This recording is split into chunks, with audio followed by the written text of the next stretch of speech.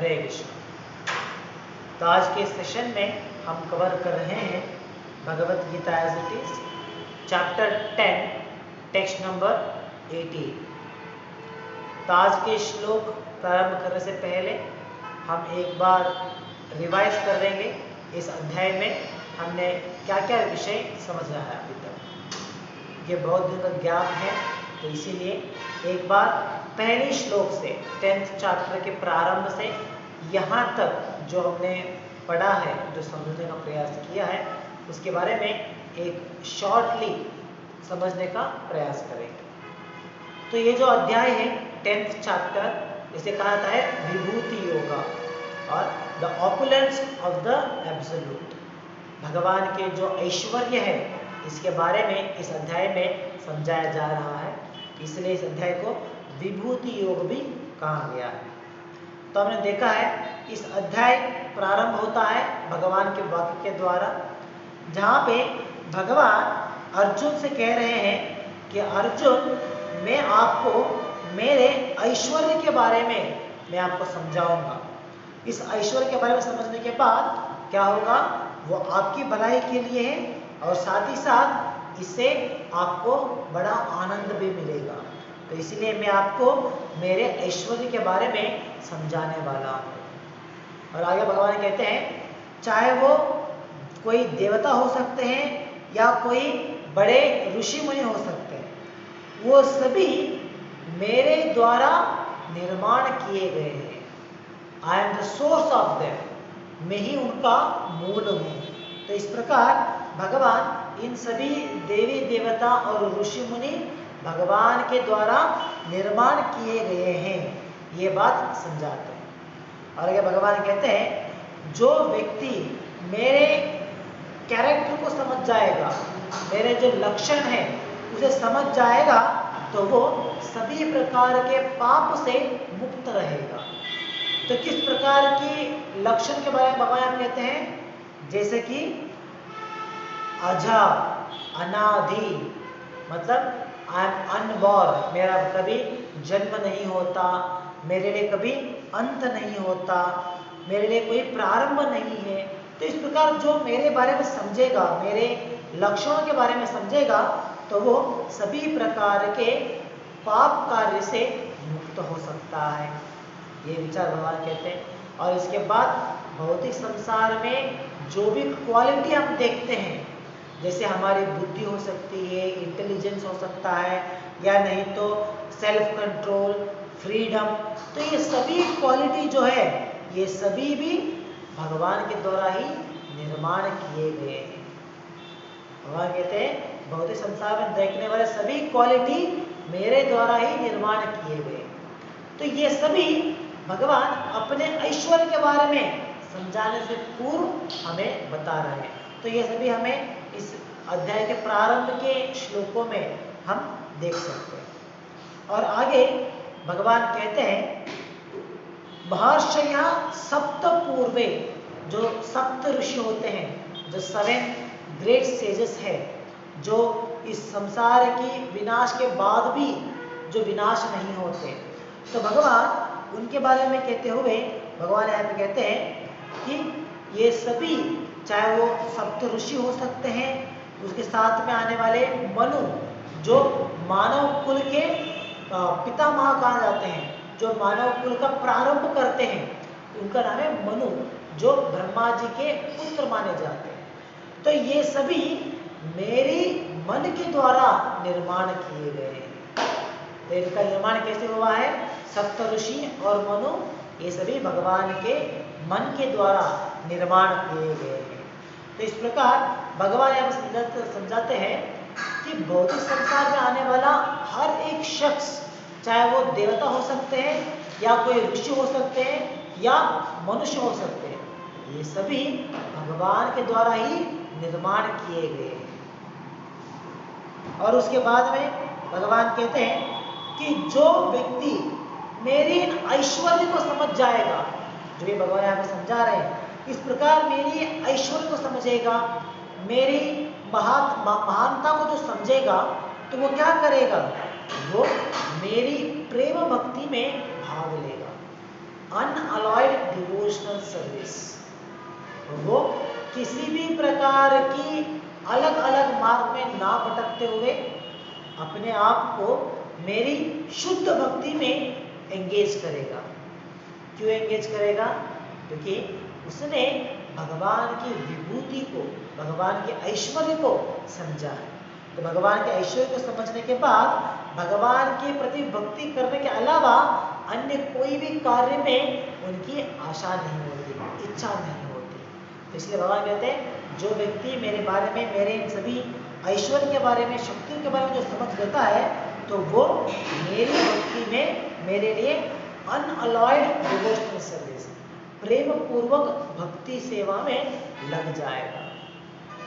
आगे भगवान कहते हैं चाहे ये भौतिक संसार हो या आध्यात्मिक संसार, इन दोनों संसार मेरे द्वारा ही निर्माण किए गए हैं। तो इसीलिए एक व्यक्ति, मेरा भक्त क्या करेगा? वो अपने आप को पूरी तरीके से मेरी भक्ति में एंगेज करेगा, क्योंकि इस पूरी भौतिक संसार या आध्यात्मिक संसार, इन दोनों का निर्माण मेरे द्वारा हुआ है। तो इसीलिए इस विषय को समझते हुए एक भक्त मेरी भक्ति करना या मेरी डिवोशनल सर्विस में एंगेज करेगा।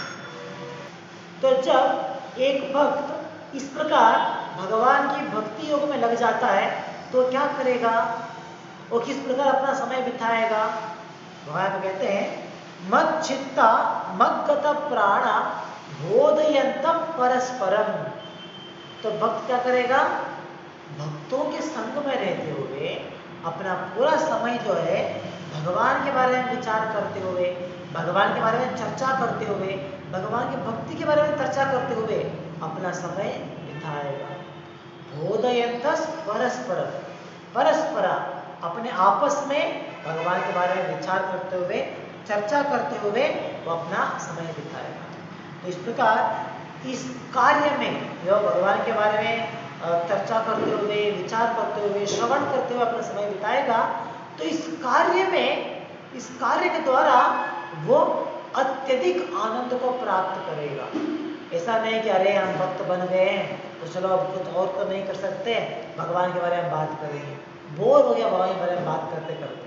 नहीं, भगवान के बारे में जब वो विचार करते हैं या श्रवण करते हैं आपस में, तो उससे उन्हें अत्यधिक आनंद प्राप्त होता है। तो ये विचार भगवान यहाँ पे समझाते हैं। तो एक भक्त इस प्रकार से भगवान की भक्ति में एंगेज रहेगा। और आगे भगवान कहते हैं कि जो इस प्रकार मेरे बारे में भक्ति करेंगे तो क्या होगा? वो पूरी तरीके से मेरे प्रति प्रेम से अपने आप को डौटेल करेगा। प्रेम पूर्वक भक्ति ऐसा नहीं है कि अरे कुछ तो करना है इसलिए करना है, नहीं। जब सही प्रकार से, सही मार्गदर्शन के द्वारा भगवान की भक्ति में हम अपने आप को एंगेज करते हैं तो ग्रेजुअली क्या होगा? हमारे हृदय में भगवान के प्रति प्रेम उभेगा। तो इस जो प्रेम जो हमारे हृदय में अभी दब गया है, जो चुप गया है, वो प्रेम भगवान के प्रति जब हम भक्ति करना प्रारंभ करेंगे तो फिर से इग्नाइट होगा। ऐसा नहीं कि कुछ नया चीज है या कुछ नया कार्य हमें करना है, नहीं। भगवान की भक्ति करना या भगवान के प्रति प्रेम करना ये हमारी एटर्नल ऑक्यूपेशन है। हमारी आध्यात्मिक संसार में रहते हुए हम यही कार्य करते हुए आए हैं। तो इसीलिए हमारे हृदय में भगवान के प्रति प्रेम ऑलरेडी है, लेकिन क्या हुआ है? वो दब गया है। इतने भौतिक संसार में इतने सारे शरीर को प्राप्त करते हुए, अलग अलग योनियों में गुजरते हुए, हम जब अपना समय बिताते हुए आए हैं इतने सालों सालों तक, तो इससे क्या हो गया है? भगवान के प्रति हमारा जो प्रेम है वो दब गया है, वो कंप्रेस हो गया है। तो जब इस प्रकार से हम भगवान की भक्ति करते हैं कॉन्स्टेंटली अपने आप को डोलेल करते हुए, तो क्या होगा? भगवान के प्रति जो प्रेम है जो दब गया है हमारे हृदय में, वो पुनः इग्नाइट होगा। It becomes ignited. तो तब क्या होगा? हम भगवान को प्रेम पूर्वक सेवा प्रदान कर सकते हैं। तो जब हम अभी भक्ति कर रहे हैं तो ये प्रेम भक्ति नहीं है। हमारा भक्ति जो हम भक्ति कर रहे हैं कौन सी भक्ति है? ये साधना भक्ति है। साधना भक्ति में भगवान के प्रति प्रेम नहीं होता। यहाँ पे रूल्स एंड रेगुलेशन के हम लोग कर रहे हैं। हाँ, आचार्य ने कहा है इसलिए हम पालन करना है। गुरु ने कहा है कि 16 माला जप करो इसलिए 16 माला जप करना है। तो यहाँ पे प्रेम से नहीं कर रहे हैं, बल्कि नियम है इसीलिए कर रहे हैं। तो ये साधना भक्ति है। जब इस प्रकार साधना भक्ति करते हैं, जब हम आगे बढ़ते हैं तब हम प्रेम भक्ति तक पहुंच जाएंगे। और प्रेम भक्ति में हम भक्ति करेंगे प्रेम के द्वारा। ऐसा नहीं कि गुरु ने कहा इसलिए करना है या प्रभु ने कहा इसलिए करना है, नहीं। प्रेम है इसीलिए भक्ति करेंगे। तो इन दोनों में अंतर है। तो भगवान यहाँ पे समझाते हैं कि इस प्रकार एक भक्त भक्ति में आगे बढ़ेगा तो क्या होगा, वो प्रेम भक्ति में अपने आप को एंगेज करेगा, मेरे प्रति प्रेम के द्वारा भक्ति करना प्रारंभ करेगा। और इस भक्त के प्रति जो इस प्रकार मेरी भक्ति सेवा में लगे हैं, तो भगवान भी अपने तरफ से कुछ रेसिप्रोकेशन देते हैं। तो क्या है रेसिप्रोकेशन यहाँ पे? जैसे एक दो व्यक्तियों के बीच में जब प्रेम होता है तो दोनों के बीच में एक रेसिप्रोकेशन होता है। जब एक व्यक्ति दूसरे व्यक्ति को प्रेम करता है तो वो उसके लिए रेसिप्रोकेट करता है। जैसे कि फॉर एग्जांपल, अगर मान लीजिए एक माँ एक बच्चे से प्यार करती है, तो उस प्यार के प्रति माँ क्या करती है, उसके लिए खाना बनाती है, उसे खाना परोसती है, तो ये अपना प्रेम दिखा रही है। तो इसके लिए बच्चा रेसिप्रोकेट कैसे करता है? माँ को आदर करते हुए, माँ को गुणगान करते हुए या माँ के लिए सेवा करते हुए रेसिप्रोकेट करता है। तो इसी प्रकार एक भक्त और भगवान के बीच में जो संबंध है, प्रेम का संबंध है। जब हम भगवान से प्रेम से भक्ति करते हैं तो भगवान भी रेसिप्रोकेट करेंगे। और भगवान रेसिप्रोकेट कैसे करते हैं, ये विचार में भगवान यहाँ पे कहते हैं। भगवान कहते हैं इसके बदले जो प्रेम भक्ति मेरे लिए कर रहा है, इसके बदले मैं क्या करूंगा, आउट ऑफ कंपैशन एवं अनुकंपा, कंपैशन के कारण मैं क्या करूंगा, उनकी हृदय में रहते हुए अज्ञान को, मेरे ज्ञान की ज्वाला से अज्ञान को नाश करूंगा। तो एक भक्त के मन में जो भी अज्ञान होती है, अंधकार होता है, उसे भगवान नाश कर देते हैं। तो ये भगवान के एक रेसिप्रोकेशन हम कह सकते हैं। भगवान अपनी जो प्रेम है हम दिखाते हैं भगवान के लिए, जो प्रेम के द्वारा भक्ति करते हैं, उसके लिए रेसिप्रोकेट करते हुए भगवान इस प्रकार से हमारे हृदय में रहने वाले अंधकार को नाश कर देते हैं। तो ये विचार भी भगवान यहाँ पे समझाते हैं। तो इस प्रकार भगवान के द्वारा इस विभूतियों को सुनने के बाद अर्जुन यहाँ पे अपने साक्षात्कार बता रहे हैं। जैसे टेक्स्ट नंबर 12 एंड 13 में आप देख सकते हैं अर्जुन यहाँ भगवान संबोधित कर रहे हैं, और संबोधित करते हुए अर्जुन यहाँ पे सिर्फ भगवान के गुणगान उतना ही नहीं कर रहे हैं, बल्कि इस श्लोक में अर्जुन अपने साक्षात्कार किए गए ज्ञान को यहाँ पे दे रहे हैं। अर्जुन कहते हैं कि परम ब्रह्मा परम धामा पवित्रम परमम भवान, कहते हैं ओ भगवान आप कौन हो, आपके बारे में मुझे क्या ज्ञान मिला है अभी तक, इससे मुझे साक्षात्कार हो गया है, सेल्फ रियलाइज हो गया है। तो मैंने क्या रियलाइज किया है, वो विचार यहाँ पे अर्जुन बता रहे हैं। अर्जुन कहते हैं कि हाँ भगवान आप कोई आम इंसान नहीं हो, आप कोई मेरे मित्र नहीं, मेरे कोई संबंधी नहीं हो, बल्कि परम ब्रह्मा, आप ही देवोत्तम परम पुरुष हो, एब्सोल्यूट गॉड हो, आप ही पूरी सृष्टि के मूल हो, परम ब्रह्मा परम धामा, आपका जो धाम है वो सबसे हाईएस्ट है। तो इस प्रकार टेक्स्ट नंबर 12 एंड 13 में हम देख सकते हैं इन दो श्लोकों में अर्जुन अपनी साक्षात्कार किए गए ज्ञान को यहाँ पे समझा रहे हैं। कोई कह सकता है अरे यहाँ पे तो रिपीटेशन लग रहा है ना, ये पहले भगवान ने कहा था, अजम अव्ययम, मेरा कभी जन्म नहीं होता, मेरे लिए कोई आदि नहीं है, अंत्य नहीं है। और यहाँ पे अर्जुन भी वही बात कह रहे हैं फिर से कि हाँ आपको कोई जन्म नहीं है, आपको कोई अंत नहीं है। ये तो रिपीटेशन लगता है ना, कोई सोच सकता है, लेकिन नहीं, ये रिपीटेशन नहीं है, बल्कि इन दोनों श्लोकों में अर्जुन अपने साक्षात्कार को कह रहे हैं, रियलाइजेशन। जितना भगवान के द्वारा सुनने के बाद, इतना ज्ञान को प्राप्त करने के बाद अर्जुन को रियलाइज हो गया कि भगवान कौन है, भगवान का ज्ञान क्या है, भगवान के बारे में सभी ज्ञान उन्हें साक्षात्कार हो गया। तो इस साक्षात्कार को इन दो श्लोकों में अर्जुन बयां कर रहे हैं। तो इन दोनों श्लोकों में बयां करने के बाद अर्जुन कहते हैं अपनी प्रार्थना सुनाते हुए कि ओ कृष्णा, आपने मुझे अभी तक जो भी ज्ञान दिया है उन सभी विचारों को मैं सत्य मानता हूँ, सत्य स्वीकार करता हूँ। मुझे उसके ऊपर कोई भी डाउट नहीं है, कोई भी संदेह नहीं है, कुछ भी क्लैरिफिकेशन की जरूरत नहीं है, मैं उसे सत्य स्वीकार कर रहा हूँ। इस प्रकार अर्जुन सब कहते हैं। तो हमें भी अर्जुन के द्वारा यह समझना चाहिए कि जब भगवान के वाक्य को हम पढ़ते हैं, भगवान के मैसेज को हम पढ़ते हैं, तो उसे हमें सब एज इट इज स्वीकार करना है, पूरी श्रद्धा के साथ उसे स्वीकार करना है। ऐसा नहीं अरे भगवान ने यहाँ पे कहा है, लेकिन ये कितना सच है कितना झूठ है क्या मालूम, हो सकता है भगवान ने जानबूझ के हमें गलत इन्फॉर्मेशन दिया हो। तो इस प्रकार हमें नहीं सोचना चाहिए, बल्कि हमें समझना है कि जो भी ज्ञान भगवान यहाँ पे दे रहे हैं इस गीता के द्वारा, वो सभी ज्ञान सत्य है।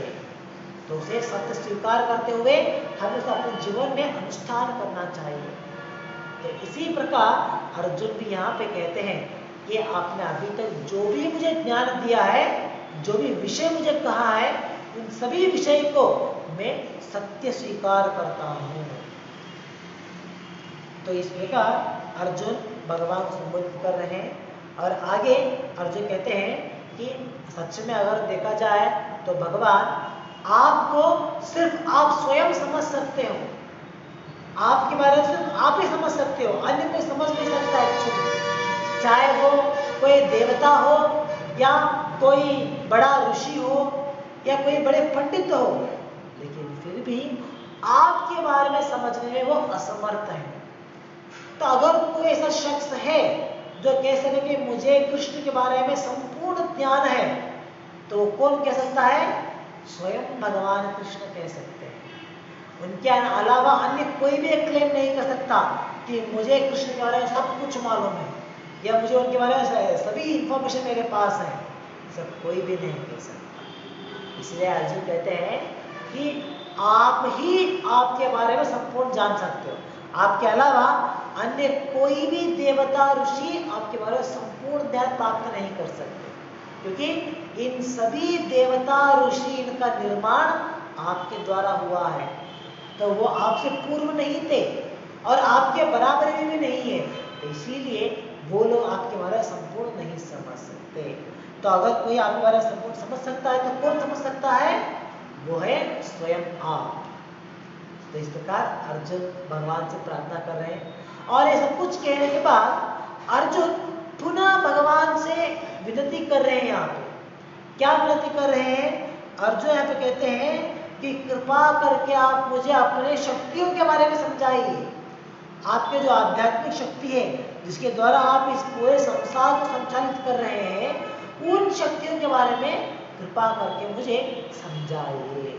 तो ये अर्जुन का प्रश्न है। और उसके बाद में भी अर्जुन अपना प्रश्न कंटिन्यू करते हुए भगवान से पूछते हैं कि अगर मुझे ध्यान करना है तो मुझे आपके किस रूप के ऊपर ध्यान करना चाहिए, किस आकार के ऊपर मुझे ध्यान करना चाहिए, ये आप मुझे समझाइए। क्योंकि आपके तो इतने सारे रूप हैं, इतने सभी रूपों में किस रूप के ऊपर मुझे आपकी भक्ति करनी है या आपकी ध्यान करना है, ये आप मुझे समझाइए। तो कोई सोच सकता है तो जब अर्जुन को सब कुछ साक्षात्कार हो ही गया है तो उसके बाद में इसे प्रश्न पूछने का क्या मतलब है, अर्थ क्या है इसका? क्योंकि अगर कुछ समझ में नहीं आया है या कुछ क्लैरिफिकेशन चाहिए तब जब प्रश्न पूछ सकते हैं। अगर सब कुछ समझ हो गया है, पूरी साक्षात्कार ही हो गया है, तो उसके बाद में प्रश्न पूछना क्या फायदा।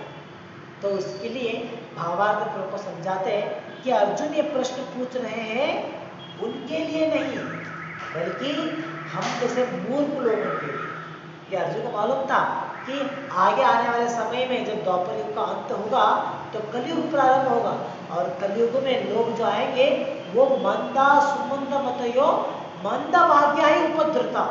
उनका लक्षण क्या रहेगा, वो ऑलवेज डिस्टर्ब रहेंगे, उनका माइंड कभी भी शांति नहीं रहेगा, मन जो है हमेशा डिस्टर्ब रहेगा, और साथ में अल्पायु, उनका उम्र भी बहुत कम रहेगा, उनके पास समझने की क्षमता बुद्धि भी कम है, और इसके साथ साथ उनकी जो मेमोरी है वो भी पूरा कम होता है। तो इसीलिए हम जैसे मूर्ख लोगों को सही प्रकार समझाने के लिए अर्जुन पुनः भगवान से प्रश्न पूछ रहे हैं, और इस प्रकार अर्जुन पुनः भगवान से प्रश्न पूछते हुए भगवान को अपने विभूतियों के बारे में फिर से और डिटेल में समझाने के लिए विनती कर रहे हैं। और आज का जो श्लोक है टेक्स्ट नंबर 18, ये भी अर्जुन भगवान कृष्ण को संबोधित करते हुए यहाँ पे बता रहे हैं, और इस श्लोक में भी अर्जुन की विनती को हम देख सकते हैं। इसके बाद में आने वाले अगले श्लोक से भगवान कृष्ण अर्जुन के इन सभी विनती को सुनने के बाद, उनके प्रश्नों को सुनने के बाद उस प्रश्न के लिए उत्तर देना प्रारंभ करेंगे। तो यहाँ तक हमने पिछले सेशनों में समझा था, क्योंकि ज़्यादा गैप था, ऑलमोस्ट एक मंथ का गैप हो गया, तो इसलिए हमने अभी तक जो भी हमने पढ़ा है सुना है उसे हमने रिपीट किया। और आज टेक्स्ट नंबर 18 हम कवर कर रहे हैं, और इस टेक्स्ट नंबर 18 में हम देख सकते हैं अर्जुन भगवान कृष्ण को संबोधित करते हुए यहाँ पे अपनी प्रार्थना सुना रहे हैं, और कहते हैं कि आप मुझे पुनः बताइए, पुनः बताइए, टेल मी अगेन। पुनः क्यों बोल रहे हैं अर्जुन यहाँ पे, क्योंकि ऐसा नहीं कि भगवान कृष्ण ने अपने बारे में कुछ छुपा के रखा है, अपने बारे में कुछ ज्ञान नहीं दिया है। भगवान ने तो प्रारंभ से ही, सेकेंड चैप्टर के प्रारंभ से ही भगवान कृष्ण अपने बारे में ज्ञान देते हुए आ रहे हैं। तो इसे सुनने के बावजूद अर्जुन का प्रश्न है कि पुनः मतलब आप और एक बार मुझे समझाइए। क्या समझाइए मुझे, आपके पोटेंसीज एंड ग्लोरीज, आपकी जो अलग अलग शक्तियां हैं और आपकी जो महानता है, इसके बारे में आप कृपा करके मुझे पुनः सुनाइए। यह अर्जुन का प्रश्न है। और यहाँ पे इस विनती के साथ साथ अर्जुन ये भी कहते हैं कि जब मैं आपके बारे में सुनता हूँ, आपके आध्यात्मिक कार्यों के बारे में सुनता हूँ, तो मुझे उन कार्यों को सुनने के बाद सैटिस्फैक्शन नहीं होता। सैटिस्फैक्शन मतलब क्या है, जैसे हम कहते हैं ना, अरे बस हो गया, सुन सुन के कान पक गया मेरा, कहते हैं ना, तो कहते हैं we are satisfied already, satisfied कहते हैं ना कि हम संतुष्ट हो गए, तो इसीलिए ये मतलब होता है। तो अर्जुन हमें कहते हैं कि इतना सब कुछ आपके बारे में सुनने के बावजूद मुझे सैटिस्फैक्शन नहीं हुआ है, मुझे बस नहीं हो गया, मुझे और सुनना चाहिए। मेरी जो व्याकुलता है वो और बढ़ रहा है, इनक्विजिटिवनेस और बढ़ रहा है, तो इसीलिए मेरी व्याकुलता के द्वारा मैं आपके बारे में और सुनना चाहता हूँ, आपके बारे में और समझना चाहता हूँ। ये जो श्रवण करने का जो प्रोसेस है ये मैं कंटिन्यू करना चाहता हूँ। तो इस श्लोक में, आज के टेक्स्ट नंबर 18 में अर्जुन इस प्रकार से भगवान से प्रार्थना कर रहे हैं। और यहाँ पे एक इम्पोर्टेंट वर्ड है जो भावार्थ में प्रभु उसके बारे में डिस्कस करते हैं, और वो क्या है, जैसे कि अर्जुन कहते हैं, For I never tire of hearing your ambrosial words. ओ भगवान, आपके जो वाक्य हैं, ये जो आध्यात्मिक ज्ञान आप दे रहे हैं, इसे सुनते हुए मैं कभी भी थकूंगा नहीं। I never get tired of. तो इसीलिए आप कृपा करके मुझे पुनः अगेन एंड अगेन आपके शक्तियों के बारे में और आपकी लीलाओं के बारे में मुझे आप समझाइए। तो ये अर्जुन का प्रश्न है। तो भावार्थ में हम देख सकते हैं, भावार्थ के प्रारंभ में प्रभुपाद श्रीमद् भागवतम के द्वारा एक श्लोक का उल्लेख यहाँ पे कर रहे हैं। इस श्लोक में भी वहां पे यही कॉन्टेक्स्ट है। जिस प्रकार आज के श्लोक में अर्जुन कहते हैं कि भगवान आपकी लीलाओं के बारे में चाहे मैं कितना भी सुनूं फिर मुझे थकान नहीं होता, मुझे बल्कि नव यौवनम, मुझे जो मेरे जो व्याकुलता है, मेरे जो इंटरेस्टेडनेस है वो और बढ़ेगा। तो इसी प्रकार इसी कॉन्टेक्स्ट में श्रीमद् भागवत में प्रसंग में भी वहां पे शौनका ऋषि के नेतृत्व में वहां पे रहने वाले सभी ऋषि मुनि इसी प्रकार से विनती करते हैं। तो वो सभी लोग किससे विनती कर रहे हैं? वो सभी शुकदेव सूत गोस्वामी से विनती कर रहे हैं। वो सभी सूत गोस्वामी से इस प्रकार विनती करते हैं कि आप कृपा करके हमें भगवान के बारे में और सुनाइए और मुझे हमें समझाइए, क्योंकि हम भगवान के बारे में सुनना चाहते हैं। कि भगवान के बारे में चाहे आप कितना भी सुनो हमें कभी टायर्ड नहीं होता। ऐसा नहीं लगता कि अरे चलो 1 घंटा हो गया क्लास सुनते हुए, बस हो गया आज के लिए, मुझे और नहीं सुनना चाहिए, या मुझे भगवान के बारे में और नहीं सुनना चाहता हूँ।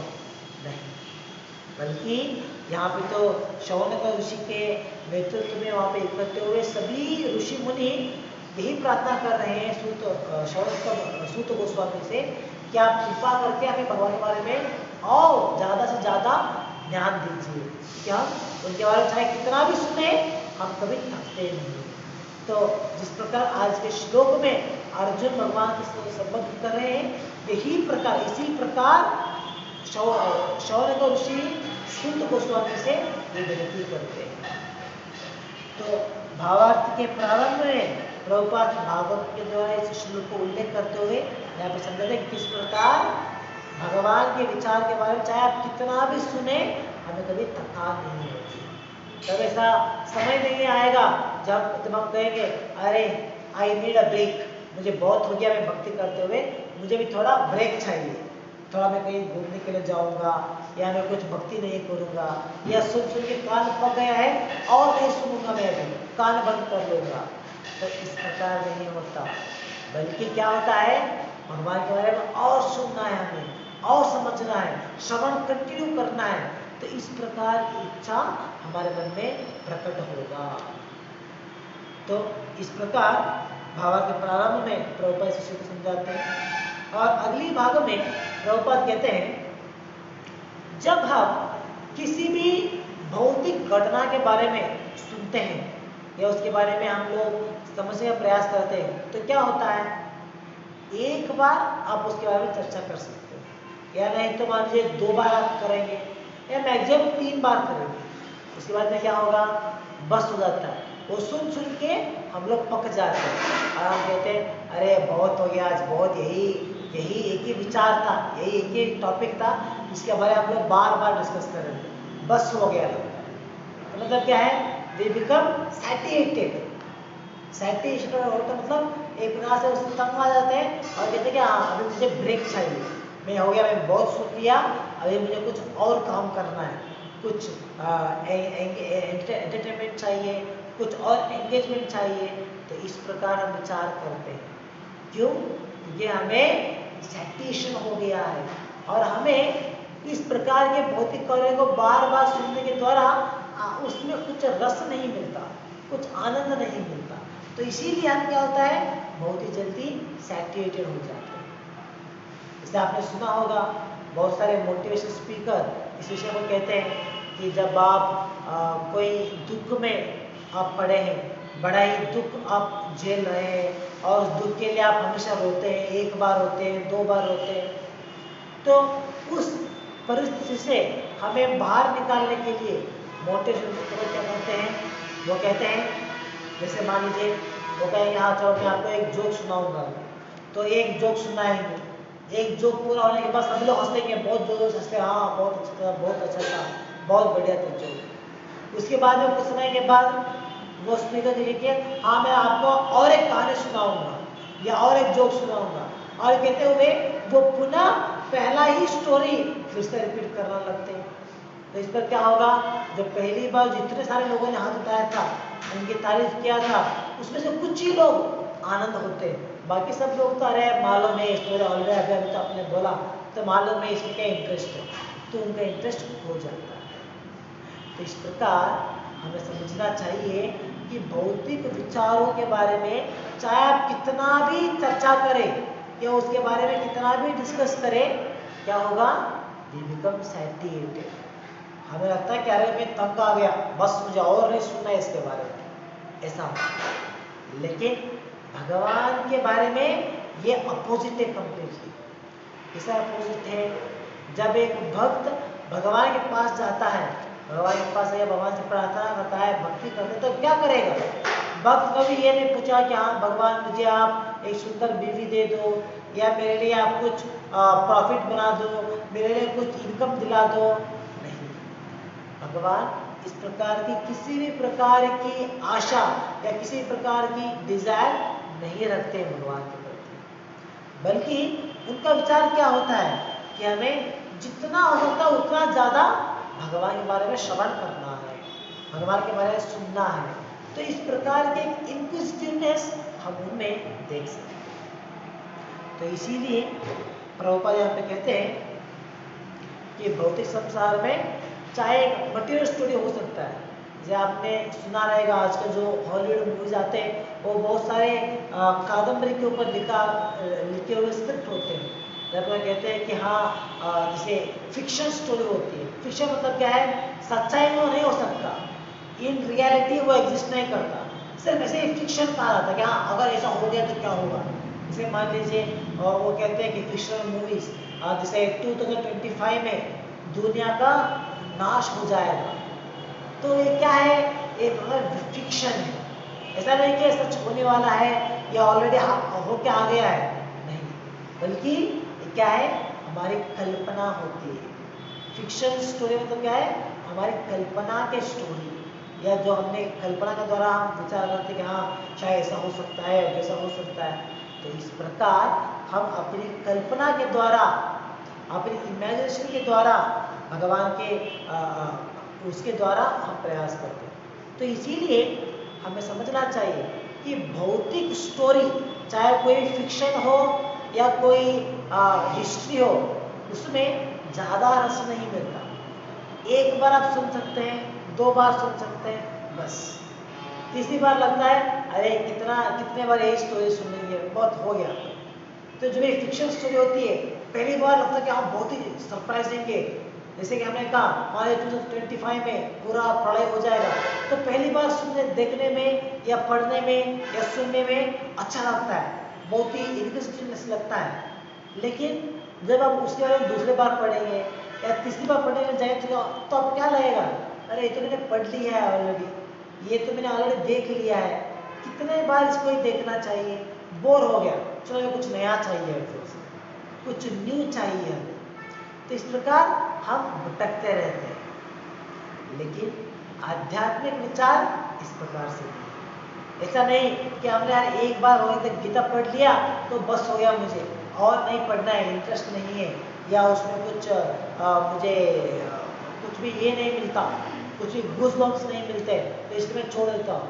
नहीं, भगवान के विचार जो है वो चाहे आप कितना भी बार क्यों ना पढ़े, कितना ही बार क्यों ना सुने, वो जो है वो एवर फ्रेश रहता है, कभी भी उसका टेस्ट कम नहीं हो जाता, या उसमें जो तत्व है, फिलॉसफी है, वो चेंज नहीं हो सकता। तो इस प्रकार भगवान के बारे में सुनना जो है वो कभी भी टायरलेस जॉब नहीं है, कभी भी टायरफुल मतलब थकान होने जैसा काम नहीं है, बल्कि भगवान का जितना सुनेंगे उतना आनंद आएगा। जैसे जैसे आप सुनना ज़्यादा करते जाएंगे तो हमारे आनंद भी उतना ही बढ़ता जाएगा। तो ये दोनों प्रोपोर्शनेट है एक्चुअली। जैसे जितना आनंद बढ़ेगा, जितना भगवान के बारे में सुनेंगे तो उतना आनंद बढ़ेगा, और जितना आनंद बढ़ेगा तो क्या होगा? हम उतना भगवान के बारे में भक्ति करने में एंगेज हो जाते हैं। तो इस प्रकार ये सभी इंटरकनेक्टेड है। इसीलिए अर्जुन हमें भगवान से प्रार्थना कर रहे हैं कि कृपा करके आप मुझे अपने बारे में और सुनाइए, क्योंकि मैं आपके बारे में कितना भी सुनूंगा तो मुझे तैयार नहीं होता, मुझे थकान नहीं होता, मुझे और सुनना है आपके बारे में। तो इस प्रकार अर्जुन भगवान से यहाँ पे विनती कर रहे हैं। तो इसके बाद में आने वाले अगले श्लोक से हम देखते हैं अर्जुन की इन सभी प्रार्थना को सुनने के बाद उसके लिए भगवान उत्तर देना प्रारंभ करते हैं। जो भी अर्जुन ने प्रश्न पूछा है इन तीनों श्लोकों में टेक्स्ट नंबर 17 से लेते हुए टेक्स्ट नंबर 18 तक जो भी अर्जुन ने टेक्स्ट नंबर 16 से लेते हुए टेक्स्ट नंबर 16 से 18 तक जो भी अर्जुन ने प्रश्न पूछा है उन सभी प्रश्नों के उत्तर देना भगवान टेक्स्ट नंबर 19 से प्रारंभ करेंगे। तो वो टेक्स्ट हम अगले सेशन में कवर करेंगे। तो यहाँ पर समाप्त करेंगे आज के लिए। ग्रंथराज श्रीमद् भगवद गीता की जय। श्रील प्रभुपाद की जय।